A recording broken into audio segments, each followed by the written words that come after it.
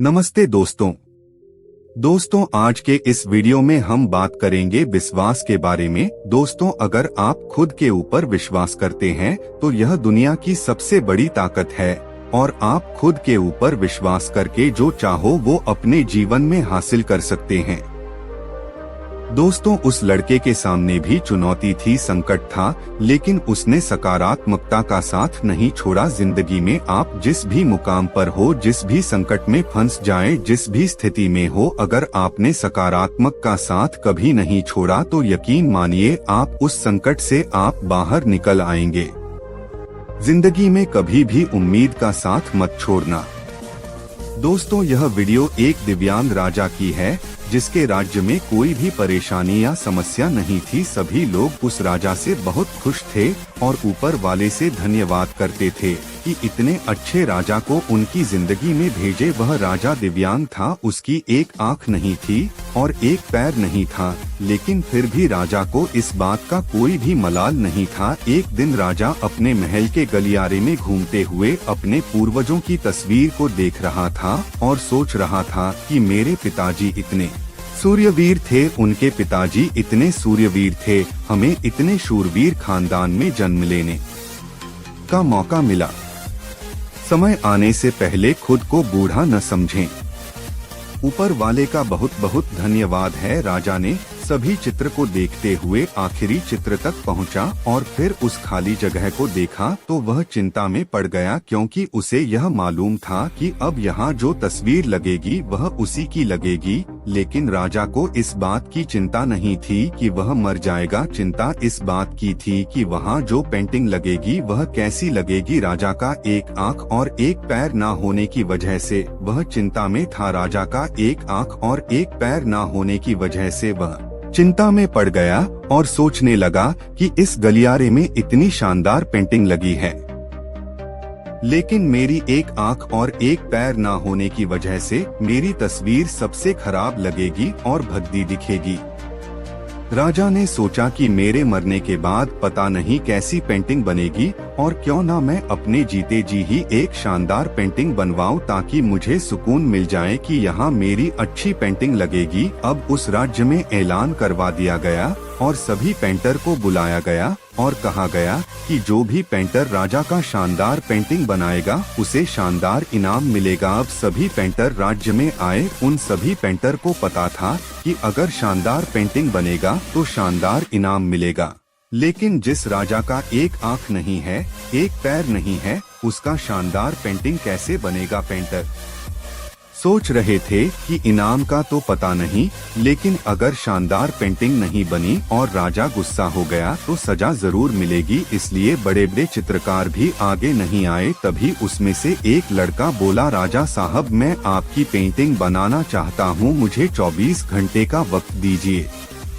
अब सभी बड़े बड़े पेंटर हैरान हो गए कि यह लड़का क्या पेंटिंग बनाएगा और अगर राजा को पेंटिंग पसंद नहीं आई तो इसे सजा जरूर मिलेगी। राजा बोला, ठीक है, आप बना करके आइए। अगले दिन वह लड़का तस्वीर बनाकर लाने वाला था और दरबार पूरी तरह से भर चुका था। लोग दूर दूर से यह देखने के लिए आए थे कि वह लड़का कैसा पेंटिंग बनाएगा। अब लड़का जब उस राजा की पेंटिंग बनाकर लाया तो लोग आश्चर्यचकित रह गए। सब लोग जोर जोर से तालियां बजाने लगे, सीटी बजाने लगे और जब राजा ने उस पेंटिंग को देखा तो वह खुश हो गया और बोला कि वाह, इससे अच्छी पेंटिंग तो इस पूरे गलियारे में नहीं है।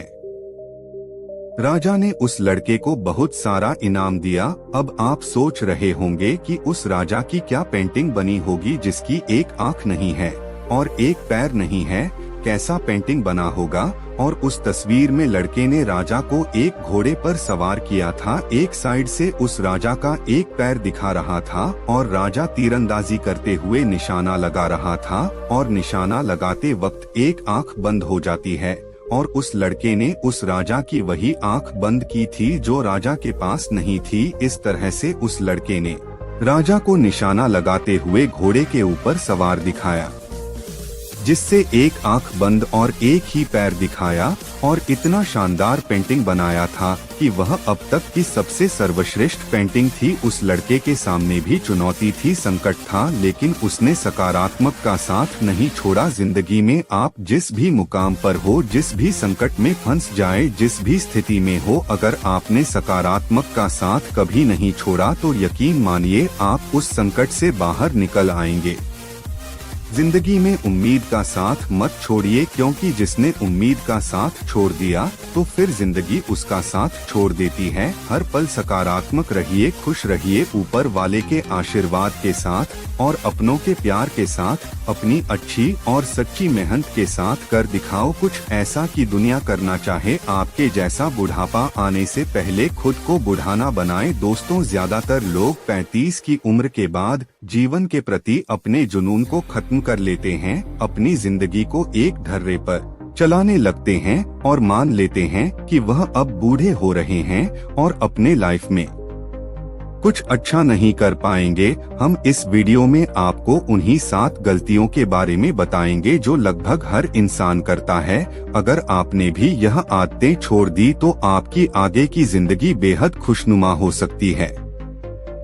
क्या आप भी 35 से 40 साल उम्र के बीच में हैं? अगर हाँ, तो यह वीडियो आपके लिए ही है। उम्र का यह पड़ाव हर किसी के जिंदगी में आता है, लेकिन आमतौर पर यहाँ तक आते आते लोग खुद को इग्नोर करना शुरू कर देते हैं। 35 की उम्र के बाद वो ये मान बैठते हैं कि उनके अच्छे दिन पीछे छूट चुके हैं और इसके बाद वह अपना ध्यान रखना पूरी तरह से छोड़ देते हैं। जीवन के प्रति उनका जुनून खत्म हो जाता है, जो बेहद गलत सोच है। दरअसल उम्र का हर पड़ाव व्यक्ति के लिए नए अनुभव, नई चुनौतियां और नए ख्वाहिश से लेकर आता है। आपको उम्र के हर पड़ाव में खुद के अंदर जीवन को लेकर उत्साह कम नहीं करना चाहिए, बल्कि हर पड़ाव में अपने जिंदगी का मजा लेना चाहिए। अगर आपकी उम्र बढ़ रही है तो इसका मतलब यह नहीं है कि अब आपके जिंदगी में कुछ बचा ही नहीं है।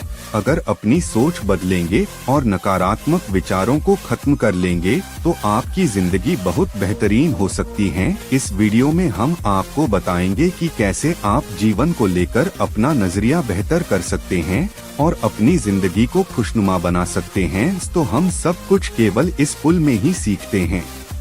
इस सोच से निजात पाने की जरूरत है। आपने अपनी पढ़ाई पूरी कर ली है और आपके कई डिग्रियां हैं, तो इसका मतलब यह नहीं है कि आपको दुनिया का सारा ज्ञान मिल चुका है और अब आपको कुछ और पढ़ने या जानने की जरूरत नहीं है। ज्ञान की दुनिया अनंत है और आप कितनी भी कोशिश कर ले, आप पूरी जिंदगी में हर एक चीज नहीं सीख पाएंगे। अगर आपको सब कुछ नहीं पता तो इसमें कोई बुराई नहीं है, बल्कि इससे हमें हर दिन नई चीजों की खोज और उन्हें सीखने की प्रेरणा मिलती है। जो आपको पसंद नहीं है, इस बात से कोई फर्क नहीं पड़ता कि आप कितना पैसा कमा रहे हैं, आपको क्या सुविधाएं मिल रही है और आप वहां कितने सालों से काम कर रहे हैं। अगर आप अपनी नौकरी से नफरत करते हैं तो आप सब कुछ हासिल करते हुए भी दुखी ही रहेंगे। नौकरियां, कैरियर बदलना गलत बात नहीं है। नौकरी या करियर बदलना गलत बात नहीं है। मोटी तनख्वाह के लिए खुद को प्रताड़ित करने की तुलना में आप जिस नौकरी से प्यार करते हैं उसका चुनाव कीजिए। भले आपको पैसा कम मिले, लेकिन वो काम करते हुए आप खुश रहेंगे। हम अपनी दिनचर्या का बहुत बड़ा समय बैठे हुए बिताते हैं, लेकिन 35 साल की उम्र पार करते करते हमारा मेटाबॉलिज्म कम होता जाता है, जिसकी वजह से शेप में रहना बहुत मुश्किल है। अगर आप 35 के उम्र के नीचे भी हैं तो भी अभी से अपना ख्याल रखना शुरू कर दीजिए। फिट नहीं रह पाने के बहाने बहुत हैं, लेकिन जब आपका वजन अधिक हो जाता है तो आपको सीढ़ियां चढ़ने में भी दिक्कत होने लगती है और इसकी वजह आपकी खराब लाइफस्टाइल है। आप 35 से 40 साल के हो चुके हैं तो इसका मतलब यह नहीं है कि अब आप अपने सपनों को हकीकत में बदलने के लिए बहुत बूढ़े हो चुके हैं। यह एक गलत धारणा है कि आप सिर्फ युवा अवस्था में ही दुनिया बदल सकते हैं। सच तो यह है कि 35 से अधिक उम्र के बहुत सारे लोग हैं जो हर रोज दुनिया बदल रहे हैं। समय और व्यस्तता के साथ है हमारे करीबी लोगों से संपर्क कम होता जा रहा है और यह हर किसी के साथ होता है। हम अलग अलग वजहों से अपने दोस्तों, परिवार और रिश्तेदारों से फोन पर बात करना और मिलना जुलना कम कर देते हैं। यह नजरिया बदलने की जरूरत है। उम्र बढ़ने के साथ लोगों को अपने करीबियों के साथ अच्छा संबंध स्थापित करने की कोशिश करना चाहिए। अपना सोशल सर्किल बढ़ाना चाहिए। अगर अपनी क्लास में टॉपर या स्टार थे या आपने हर नौकरी के दौरान शानदार परफॉर्मेंस किया है, तो इन उपलब्धियों को हमेशा सहेज कर ना रखें, बल्कि इन्हें पीछे छोड़कर आगे नई उपलब्धियां हासिल करने पर ध्यान केंद्रित करें। सच तो यह है कि आपने पहले क्या किया, इस बात का किसी को फर्क नहीं पड़ता, बल्कि लोग यह जानना चाहते हैं कि आप आगे क्या करने वाले हैं। हम सभी किसी न किसी तरह के बुरी आदतों से घिरे हुए हैं। 35 साल की उम्र के बाद हर वक्त फास्ट फूड खाना, शराब पीना, धूम्रपान, पर्याप्त नींद न लेना बिल्कुल भी ठीक नहीं है।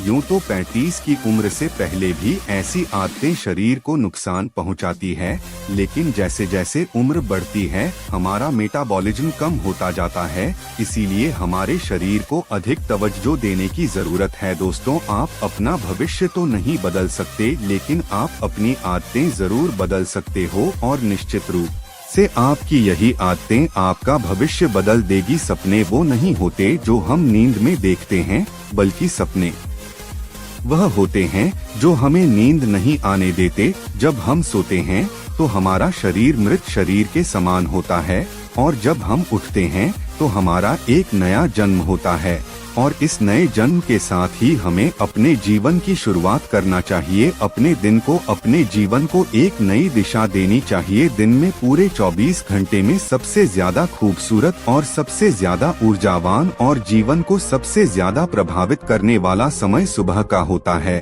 और इस सुबह के समय में जिन आदतों को आप अपने जीवन में अपनाओगे, वास्तव में वो आदतें आपके पूरे दिन को नहीं बल्कि आपके पूरी जिंदगी को भी प्रभावित करेगी और आपके लक्ष्यों पर सकारात्मक प्रभाव डाल सकती है। आपकी सफलता और असफलता में सुबह की आदतों का महत्वपूर्ण योगदान होता है। आज मैं आपको सुबह की ऐसी आदतों के बारे में बताऊंगा जिसे अगर आपने अपने जीवन में अपना लिया तो आप अपने आज को और अपने आने वाले हर पल को, अपने जीवन को बदल सकते हो, और अपने जीवन में वो सब कुछ आप हासिल कर सकते हो जो आप हासिल करना चाहते हो। तो आइए जानते हैं सफल लोगों की आदतें। हमें जल्दी यानी सूर्य की किरणों के साथ ही उठ जाना चाहिए। जब सूर्य की किरणें निकलती है, एक बार की बात है, महात्मा गौतम बुद्ध अपने सभी शिष्यों को आश्रम में उपदेश दे रहे थे। उसी क्यों को जीवन में अपनाई जाने वाली सुबह की आदतों के बारे में बता रहे थे। वह उनको बता रहे थे कि इस प्रकार की आदत अपनाकर हम अपने हर दिन को और अपने पूरे जीवन को बेहतर बना सकते हैं। फिर महात्मा बुद्ध अपने शिष्यों से कहते हैं कि हमें जल्दी यानी सूर्य की किरणों के साथ ही उठ जाना चाहिए। जब सूर्य की किरणें निकलती हैं, तो पूरी प्रकृति को ऊर्जा प्रदान करती हैं, और हमें भी ऊर्जा का आनंद उठाना चाहिए। जो व्यक्ति देर से उठता है और सूर्य की ऊर्जा को ग्रहण नहीं कर सकता और पूरे दिन नीरस रहता है, उसका पूरा दिन अलग से भरा रहता है। फिर महात्मा गौतम बुद्ध पहली आदत बताते हुए शिष्यों से कहते हैं, हमें सुबह उठते ही सबसे पहले सभी को आभार प्रकट करना चाहिए। चाहे हमारा कल कैसा भी हो, कैसा भी बीता हो, लेकिन हमें आज की शुरुआत सकारात्मक बातों के साथ ही करनी चाहिए। हमें सुबह उठते ही सबसे पहले सभी को आभार प्रकट करना चाहिए। हमें उन लोगों का धन्यवाद करना चाहिए जिन लोगों ने हमारे बुरे समय में मदद की है। हमें उस परमपिता परमेश्वर को धन्यवाद देना चाहिए जिन्होंने हमें यह स्वस्थ शरीर प्रदान किया है। हमारे अंदर किसी भी प्रकार की कोई कमी नहीं है। हम स्वयं चल सकते हैं, बोल सकते हैं, सुन सकते हैं, इस प्रकृति की सुंदरता को देख सकते हैं, चिड़िया के चहचहाना के आवाज को सुन सकते हैं, नदियों के बहने की आवाजों को सुन सकते हैं। क्योंकि बहुत से लोगों ने तो यह देखा भी नहीं होगा क्योंकि उनके आँख नहीं है। कुछ लोगों ने इसे सुना भी नहीं होगा क्योंकि उनके कान नहीं है। बहुत से लोग तो चल भी नहीं पाते हैं क्योंकि उनके पैर नहीं है। हमें परमात्मा का आभार प्रकट करना चाहिए कि उन्होंने हमें इस काबिल बनाया है कि हम अपना काम स्वयं कर सकते हैं, किसी और पर हमें निर्भर नहीं रहना पड़ता। जबकि बहुत से लोगों को चलने के लिए भी दूसरों का सहारा लेना पड़ता है और दूसरों के ऊपर निर्भर रहते हैं। हमें इस प्रकृति को, अपने आसपास की चीजों का धन्यवाद करना चाहिए जिन्होंने हमारे जिंदगी को इतना सुंदर बनाया है। यह रंग बिरंगे फूल जो हमें खुशबू प्रदान करते हैं, वह नदी जो हमें पीने का पानी उपलब्ध कराती है, यह पेड़ पौधे, यह शुद्ध हवा या फल हमें इस प्रकृति से प्राप्त होते हैं। हमें इन सब का आभार प्रकट करना चाहिए, इनको धन्यवाद देना चाहिए। इन सब ने मिलकर हमारे जीवन को बेहद ही खूबसूरत बनाया है। हमें ध्यान करना चाहिए।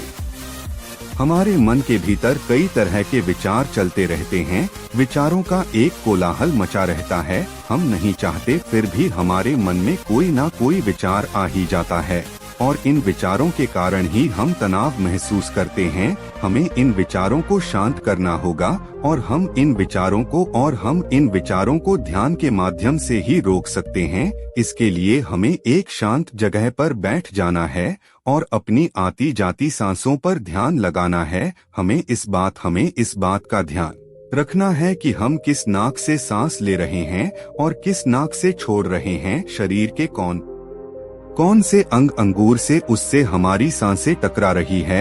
जब हम अपना ध्यान हमारी पूरी सांसों पर लगाएंगे तो हमारा मन एक जगह पर केंद्रित हो जाएगा और भटकना बंद कर देगा। और जब हमारा मन एक जगह पर केंद्रित हो जाता है तो हमारे मन को एक नई ऊर्जा प्रदान होती है और वही ऊर्जा हमारे दिन को उत्साह से भर देती है और खुशी प्रदान करती है। ध्यान करने से हमारा दिमाग स्वस्थ हो जाता है, हमारे मन के सारे विचार खत्म हो जाते हैं और दिल में हम जब भी कोई कार्य करने वाले होते हैं तो उसके लिए हमें निर्णय लेने में भी बड़ी आसानी होती है और हम सही और स्पष्ट फैसले ले पाते हैं और अपने काम को पूरे लगन वामन के साथ पूरा कर पाते हैं। हमारा पूरा दिन तनाव मुक्त रहता है। हमें रोज व्यायाम करना चाहिए। इसके बाद महात्मा गौतम बुद्ध अपने सभी शिष्यों को तीसरी आदत बताते हैं कि आभार प्रकट करने के बाद और ध्यान करने के बाद तुम्हें व्यायाम करना चाहिए। हमारे शरीर के लिए जितना जरूरी भोजन और पानी है, उतना ही जरूरी व्यायाम भी है। व्यायाम करने से हमारा शरीर स्वस्थ और तंदुरुस्त रहता है और हमारा मन प्रसन्न रहता है। व्यायाम करने से हमारे शरीर के सभी अंग सुचारू रूप से कार्य करते हैं, हमें ऊर्जा प्रदान करते हैं, कार्य को करने की शक्ति प्रदान करते हैं, जिससे हम अपने कार्य को आसानी से पूरा कर पाते हैं और हमें थकान का अनुभव भी नहीं होता है, जिससे हम बिना थके पूरे कार्य को जल्द से जल्द पूरी कर पाते हैं। व्यायाम करने से हमारा शरीर स्वस्थ व निरोगी रहता है। हमें किसी भी प्रकार का कोई रोग नहीं होता है। हमारे पास चाहे जितनी भी धन दौलत हो, यह सुख सुविधा ही क्यों ना हो, अगर हमारा शरीर स्वस्थ नहीं होगा तो हम किसी भी सुख सुविधा का आनंद नहीं ले पाएंगे। अगर हमारा शरीर किसी भी रोग से ग्रस्त हो जाएगा तो फिर उसे यह धन दौलत भी ठीक नहीं कर पाती है। स्वस्थ शरीर सुखी जीवन की निशानी है। स्वस्थ शरीर सुखी जीवन की निशानी है। इसको हेडलाइन करना है। जितना हम अपने शरीर को कष्ट देंगे उतना ही हमारा शरीर हमें सुख प्रदान करेगा और जितना हम अपने शरीर को आराम देंगे उतना ही यह हमें कष्ट प्रदान करेगा। इसीलिए हमें नियमित रूप से व्यायाम करना चाहिए। व्यायाम करने से हम पूरे दिन प्रसन्न रहते हैं और अपने सभी कार्यों को आसानी से कर पाते हैं। व्यायाम करने से हमें दीर्घायु प्राप्त होती है और हम लंबे समय तक युवा नजर आते हैं। जो लोग व्यायाम नहीं करते समय से पहले ही वृद्ध नजर आने लगते हैं।